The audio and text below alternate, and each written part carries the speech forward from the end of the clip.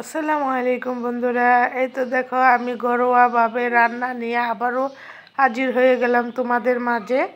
কড়াইটা বসিয়ে দিয়ে তেল দিয়ে দিয়েছি।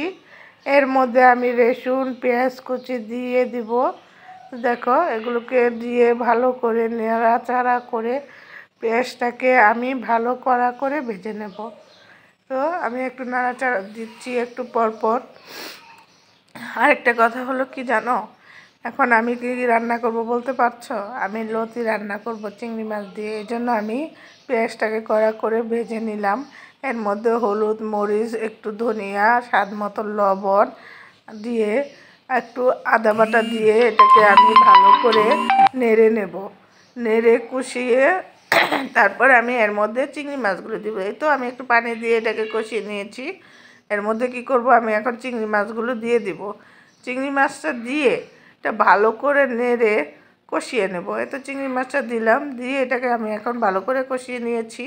নিয়ে এই তো আমি লতিগুলো দিয়ে দিলাম।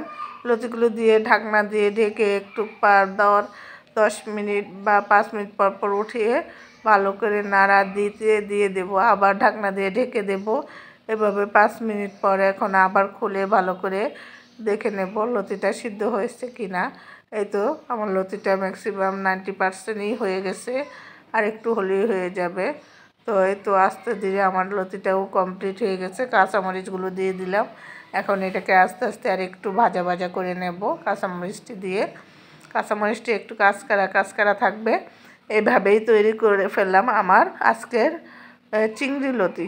তো কেমন হয়েছে বন্ধুরা? যদি ভালো হয়ে থাকে একটা লাইক একটা শেয়ার দিয়ে পাশে থাকবেন। আর যদি ইউটিউব থেকে দেখে থাকেন তাহলে একটা লাইক দিয়ে সাবস্ক্রাইব করে আমার পাশে থাকবেন, আমি যাতে আপনাদেরকে আরও নতুন নতুন ভিডিও উপহার দিতে পারি। আমাকে ওই অনুপ্রেরণা ও সাহস দেবেন। আল্লাহ হাফেজ, সবাই ভালো থাকবেন।